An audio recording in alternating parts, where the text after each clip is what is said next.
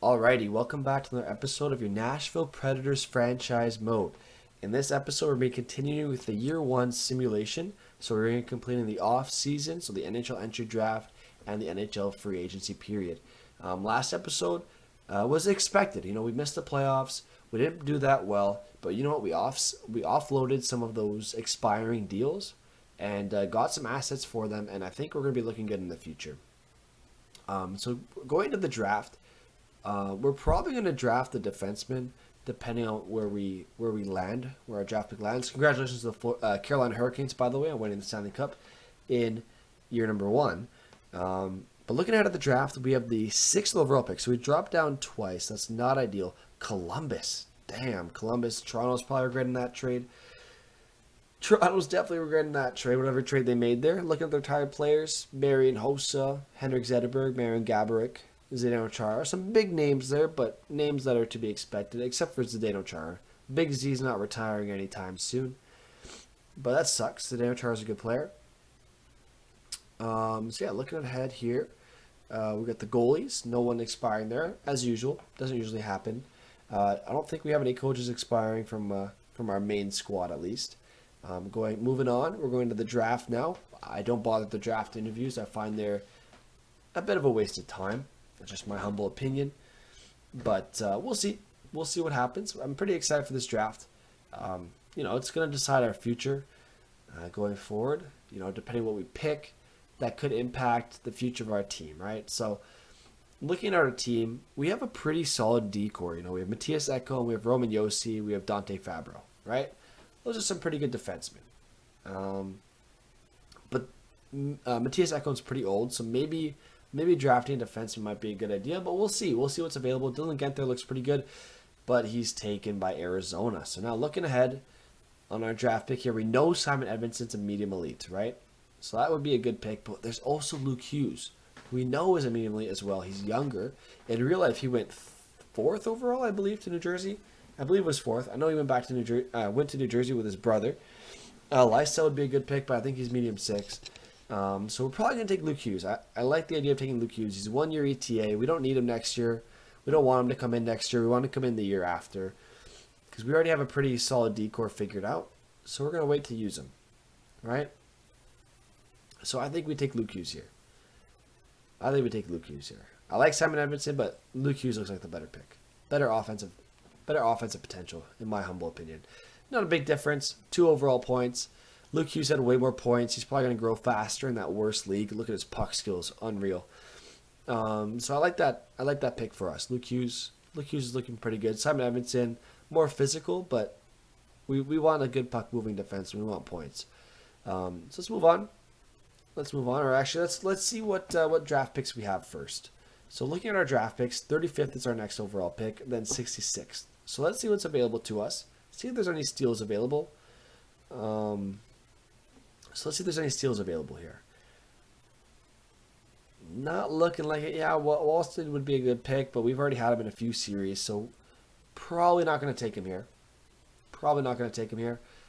Oh man, this is not looking great. The first year's draft is not usually super strong, but let's see what we can get. Here. Théo Hachette would be a pretty solid pick, almost NHL ready. That looks pretty good. Zach Dean, I'm pretty sure is a medium 9. Mironov, don't know him. Dmitriev, don't know him. Stankoven, pretty sure is a medium 9 as well. Kulhakin, same deal. So let's take Théo Hachette. Solid pick, a center, 69 overall. Nice pick right there with Théo Hachette. Next up, probably going to go straight up with Vic Barch here. He might be low 6, but it's worth the risk. I'll do my due diligence, though. Might as well do my due diligence. So looking around, a low elite Gallagher. Quincy Gallagher looks pretty good, too. But I'm probably going to take Vic Barch here. So highly rated. Low 6. That's okay, though. 65 overall, he could grow. Vic Barch could definitely grow at that rate. At that rate, he could definitely grow. All right, looking around. What's available to us? Filatov, 5-year ETA. I mean, he's not that far down, I guess. He's not that far down, but there's one guy above him. Ladine. Low 4. That's okay. Considering it's the first year's draft, that's okay. the first year's draft is always pretty weak. So now looking around, let's see if there's anybody else we can get here. We know Rodney Piercy's not very good. He's probably going to be high bottom 6. High starter. I missed on the high starter here, but medium elite, it worked out. It worked out. I don't know why I passed on the high starter here. I'm by the way, I'm recording this after the fact, so I'm trying my best to follow along.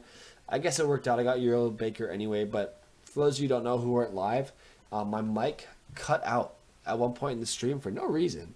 And so now I'm recording this after the fact for those of you on YouTube. Twitch, I mean, I can't really do anything about it, sadly. Ooh, that's a good pick, Nystrom. I like that. So I'm just kind of taking you through my mentality of it as I'm making these picks. So I'm recording the audio as I'm watching the visual, and I'm trying to take you through what my mindset is of these picks. Probably just gonna take Cajun here, high elite if I remember correctly. Yeah, Cajun, solid pick, high elite. Turns out to be medium backup, which is odd because he had high potential. So normally when you draft someone who's high, they end up being high, but that's tough. But we got nothing to lose here, honestly. 7th round, nothing to lose. Hoping for at least like a medium fringe or medium starter, but sadly not the case. That's rough. All right, looking at our scouts, any good scouts expiring? Doesn't seem like it. We can let go of this dude here. We did lose one coach. We lost our AHL head coach, so that kind of sucks. So we have to figure that out. We have to figure out that. But other than that, though, our team's looking pretty solid. Nothing too much to change. It's probably going to be pretty simple.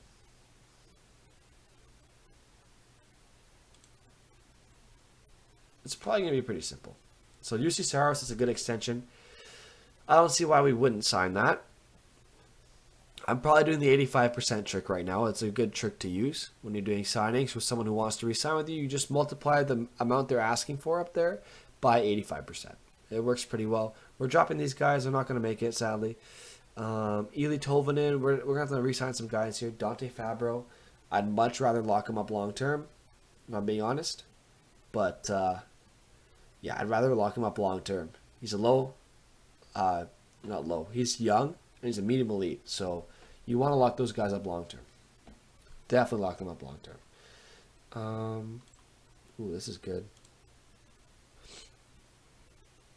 I'm listening to some lo-fi hip hop, but it's like a Naruto version of it while I'm recording this. It's very nice. It's very nice. I highly recommend you check it out on Spotify or on SoundCloud, whatever you listen to music on. If you can check that out, I highly recommend it. Man, Kajovic had a great year, 77 overall. I don't know where this guy came from. I remember this. Oh, this is really good.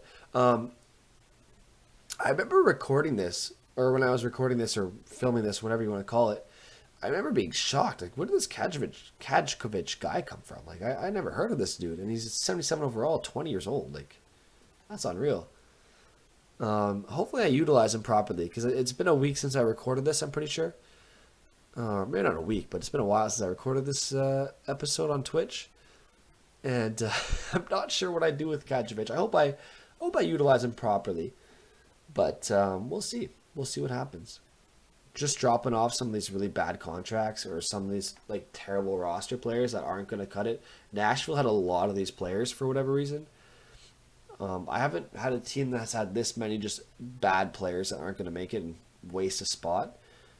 So I'm going to sign some of these guys that we drafted that are out of the American League or out of the Swedish League. I probably only... Yeah, I signed Nystrom as well. I signed these guys for the simple reason being that we don't have enough players to fill out a roster, and I don't want to just sign everybody out of free agency, right? So looking at the contracts, most people accepted, but Dante Fabro I know said no. I remember that happening. I didn't want to say it, didn't want to spoil it for you, but I end up having to go a bit higher on the price because I changed the years. So the 85% trick works really well as long as you don't change the years. This is a little how the music I'm listening to, but the second you change the years on them, 85% trick goes out the window. It doesn't always work. There you go. Dante Fabro says yes. So just keep that in mind when you're doing this. Okay, Riley Pitlick, I think it's Riley. definitely say yes. I don't see why he wouldn't. There you go. So now we go to free agency. We have one scout to sign, and we have a coach to sign. Probably just going to randomly do it. That, or I'm going to try to sign an A coach to take over as the head coach. That's probably what I'm going to do. If I had to guess, that's probably what I'm going to do. It makes the most sense, right? You want to fill as many A coaches as you can on your team. It helps with the simulation no matter what your team is. It always helps to have A coaches on your team. Coaches mean everything in this game. So this is not a very smart move on my part. I don't start by going after the coach. I look at free agency first. I should have looked at the coach first. That wasn't very smart of me. But looking at it quickly, nothing really catches my eye. I don't really want to just sign a big name out of free agency because it kind of ruins the series. But Getzlaf is a guy I'd want to go after for the third line, help grow the youth. That's a pretty good signing. He's a good power forward as well, so this can help with chemistry. It always helps to have power forwards for chemistry. Power forwards, playmakers, snipers, those are ideal for chemistry. Ooh, Andrew Kopp would be good, but he's way too expensive for what he does. Ryan Suter would be interesting. Well, I wouldn't mind bringing in Ryan Suter, bring him back to Nashville. That'd be a nice signing for us. $6 million per year, 6.1. That's pretty fair. But we'll see, though. We'll see. I want to do my due diligence, though, and see who else I could sign. Jalmerson looks pretty good as well. Jalmerson looks pretty good as well on a one-year deal. That could be nice. Zadorov, that's pretty expensive for what Zadorov brings to the table. Schlappick is definitely someone I'm going to bring in as a UFA. I highly recommend looking at UFAs. So when you're doing your free agency, you don't necessarily want to target RFAs unless you can find a way to sneak them, because it won't really help you. Because you're going to lose assets for them. And more often than not, the team's just going to match it. And it's just a waste of your time and a waste of your effort. So I usually just go after the UFAs. You can usually find some pretty good UFA prospects as well. You don't necessarily need to go after all the RFAs. I do go after RFAs sometimes. But for the most part, I just stick with the UFAs. It's simple. Shillington's another good signing. I really like this signing on our part. Because by the time his contract's up, he's an RFA. And we have all the control. I don't know why Calgary didn't qualify him. Calgary's weird. I don't know. They just gave up on him, I guess. So this is a bit of a mistake I'm making here. I'm forgetting the fact that we have another goalie prospect who's also a medium starter. So I should have only signed one of those guys. But you'll see later. I do realize that later, but you won't hear me say it. So I'm saying it now. That's a bit of a mistake going after both of them. I should just sign one of them because we already do have a good prospect goalie in our system. So looking at players to sign, I want a two-way forward. In my head, I want a two-way forward because it would help with our penalty killing, or a defensive defenseman. So Jalmerson is just an ideal signing for us. It makes sense, and if you look at our decor, it would help to have Jalmerson on there. So that's what we're going after. Looking at our coach here, Turner, he's okay. He was an okay fit. He's young as well, so that's a very big advantage. He's a young guy, or girl, doesn't matter, but I'm pretty sure Tyson Turner's a guy. And that is super beneficial for us because it allows us to go out. It allows us to keep him in the system and grow him because we already know he's a decent fit. To have him as an option, right? So now looking at free agency, Phil Cohen looks like a good option, but I know pinch shoot does not suit Dante Fabro. Dante Fabro, for whatever reason, is not showing up on our depth chart, but I know pinch shoot is not his style. So Isaiah Sorelli looks like one of the better picks here. So we're looking at the coaches. We're looking at the coaches quickly. And I'm going to try to look at Dante Fabro's chemistry, right? Because sometimes you can sneak a look at the player's chemistry from like the line scheme from here. So look, I look at Cody Glass. I want to confirm carry cycle efficient, don't block. But I also want to confirm Dante Fabro. But for whatever reason, whenever you sign an RFA like this, they don't show up in your system. So I know what Yossi is, but I just can't look at what Fabro is for whatever reason. And Luke Hughes, obviously, I can't look. And Tolvanen, for whatever reason, doesn't let me look at it either. So I'm going to have to make my best educated guess here, sadly, just because of the way it worked out. So that sucks, but it is what it is. You can't do everything. You can't win all the battles. So looking at coaches, carry cycle balance is a solid fit. Pitch shoot scares me a little bit, but looking at the fit, he seems pretty solid. So Phil Cohen might be a good option. But I'm going to do my due diligence, obviously, as always, and look around at other coaches. So Lambert's probably not very good. Sorelli. And then there's Tamnell that came up. Tamnell looks pretty solid. Pinch Cycle's good. There's Gainey. I'm trying to remember who I signed. I honestly don't remember who I signed. So I won't tell you. I won't spoil it because I don't even know. So we'll see who I end up offering a deal to. This guy looks pretty solid. He fits Ekholm really well and Yossi. So this is a pretty solid option. I like the way he fits our forward core. I don't really care about Duchesne, if I'm being honest. But he is the guy I go after. Okay, interesting. I didn't realize that. I didn't think I'd go after a B coach. I like having A coaches, so I'm surprised that I'm... Okay, there you go. This makes more sense. Yeah, this is a better signing. Someone who's an A is a better signing. Do it. Do it, Mike. Go after Cohen. Do it. Do it. Go after the A coach. Good job, Mike. Good job, Mike. You figured it out. I wasn't sure if I was going to get him or not. Because I don't remember. It's been a week. I wanted to play Nashville. I really did on my last stream. I wanted to play Nashville. But I had to get around to doing this first. I had to do the voiceover first. Because I haven't uploaded Nashville on YouTube in a while. And I already have a few lined up. I just haven't done the voiceovers yet. So that's what I'm doing right now. I'm signing Ron Hazy as my... Oh my gosh. As my 20th scout. Because we have to sign one more scout. And for those of you who've ever watched Naruto or any anime, I highly recommend you check out this playlist on Spotify by Kato. So it's Kato. It's really good. And it's Naruto Lo-Fi. There's this one song called Konoha Peace.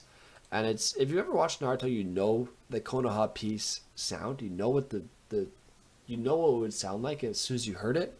But adding that extra lo-fi in the background just makes it so much better. I highly, highly recommend you check out this dude's playlist. Maybe I'll leave the link in the description of my video. The music won't be in my video because I think it's copyrighted, but just because I like the song so much, I'll hit the link for you guys. So now I'm looking at some depth signings for forwards, just seeing what's available to us with $3.8 million left.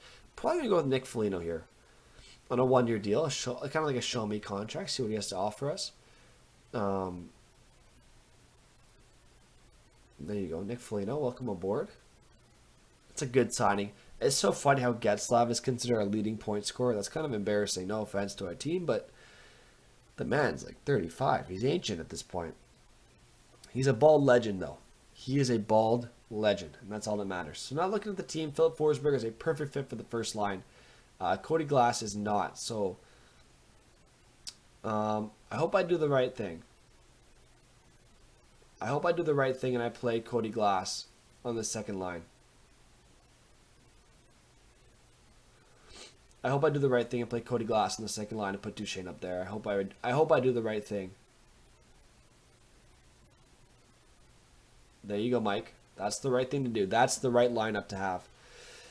That's the right lineup to have. Put Grimaldi on the third line with Kunin and Foligno. That's the right move to make. Unless I prove myself wrong. Unless you put Johansson up there, which could work. I wouldn't mind Johansson up there.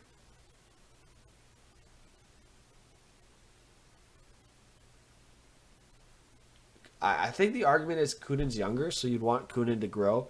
So that's probably what I'm thinking there. It's crazy how fast I move. I never realized how fast I go through these menus, man. This is pretty quick. So looking at my team, it's kind of hitting me now that Shillington does not fit the team at all. Nor does Hjalmarsson. Boriecki and Spiza are probably going to be sent down to the minors because I can't really trade them right now.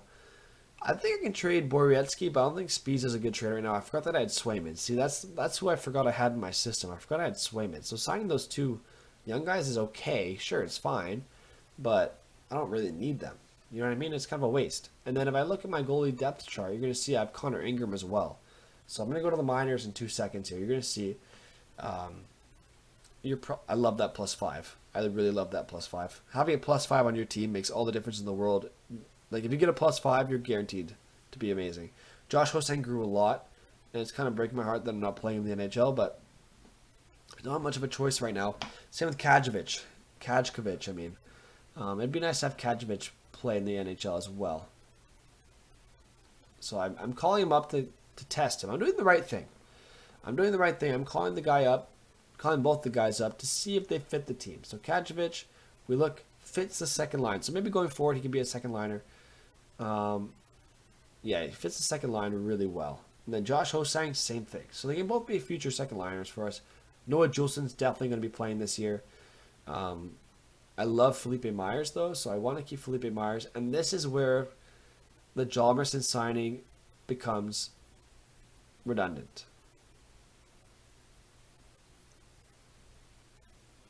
Yeah, this is when the Hjalmarsson signing becomes redundant. Because in my head, Shillington's younger. He's probably going to grow. And see, this is me trying to figure out the chemistry to see if I can get something better. But ultimately, these are probably going to be the defensive pairings because it's the best pairing you can get. Hjalmarsson's going to be sent down. Doesn't make sense to have him on the team. I want the younger guys playing.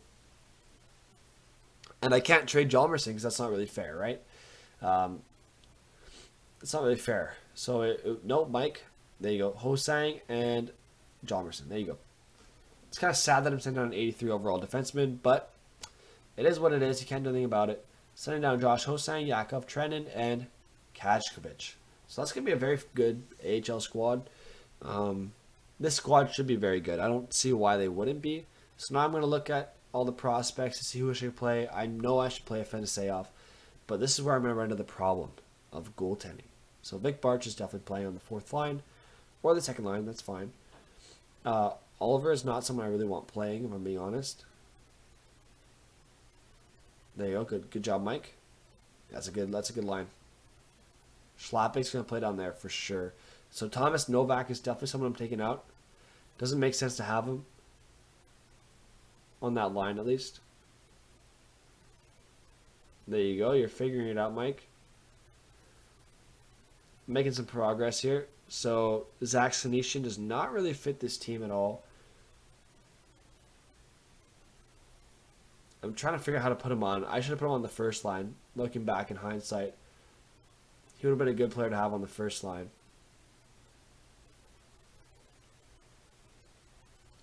I'm trying to figure out how to put the lines to make them work properly. There you go. Nick Cousins is a good player to have on the team as well. Anthony Richard or Marc Olivier is going to be taken out for the young guy. Jeez, I'm struggling today. For Tommy Novak, I'm thinking. Thomas Novak and Tommy Novak are both on the same team for some reason. All right, Hjalmarsson, Alex Carrier. That's a good lineup, but Nystrom needs to play. That's fine. He can still play. There we got Allard. We got Allard, Borowiecki, Hjalmarsson, and Ferrance. Ferrance needs to play as well. Young guy. Yep, there you go. Good job, Mike. Figuring it out. So I'm trying to find a defenseman that needs to play. That's no one necessarily. And then see, this is the problem I ran into. Connor Ingram was also there. So I have so many medium starter goalies, it doesn't make sense, right?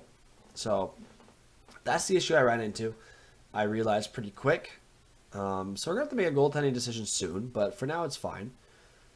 They're all young enough. They're all 80 overall. It's not really a big deal. So here I am editing the power play. I'm doing my best to get a +5 on it. I don't know if I get it. I'm trying to remember if I did. I'm pretty sure I did. Yeah, I definitely got it. There, I got Cody Glass on there, Matt Duchene. I know Cody Glass can't really take face-offs, but I think with the +5, it shouldn't be a big deal, Mike. Or did I put Johansson on there? Yeah, I put Johansson up there.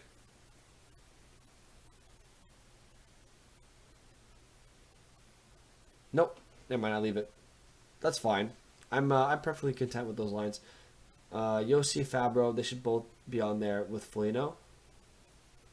I think Foligno should be on there.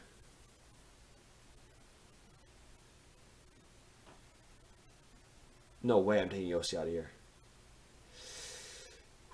This is tough to watch, not gonna lie. This is very tough to watch right now. I mean, a +3 is fine, sure, but oh man, Mike.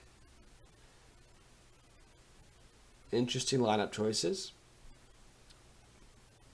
Fabro's got a worse shot than Grimaldi for some reason, But interesting lineup choices to say the least. That's a good lineup. I like that. Leave it. That's fine, actually. Fabro up there as well. I like Yossi on there. Please leave Yossi on there. I don't know why I was so insistent on taking Yossi off. Oh, it's because he doesn't fit the line very well. See, now here I'm going to do my best to try to keep him on it, but it just doesn't work out with him on there. So now I'm looking at who's not on it, so I'm going to put Grimaldi on here, and it gives me the plus. There you go. They're all fast, so I'm leaving that as is. Penalty kill. Sissons with Kunin is fine. They're both very good players for the penalty kill. Foligno's not a great fit, nor is Johansson, nor is Juleson, nor is Yossi. So none of the defense, and I mean none of the defense, fit the penalty kill. And that's just not something you like to see. Obviously, Felipe Myers turned that around for us a little bit. But we're doing our best to find someone that fits the penalty kill. Because we don't have very many playmakers on this team. I mean, two-way forwards on this team. So we gotta figure something out here. And I'm pretty sure I'm going to figure out that one of the snipers needs to be on here.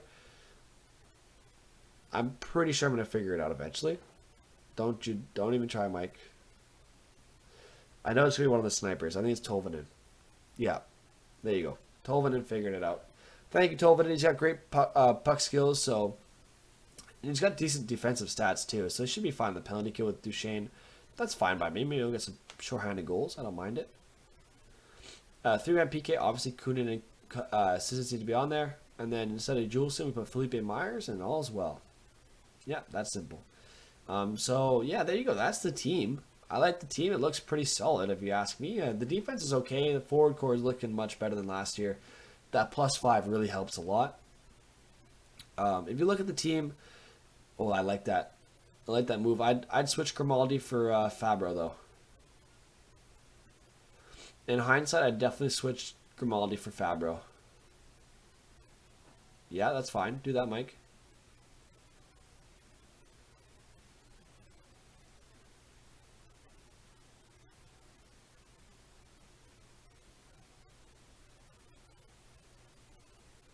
What is happening right now?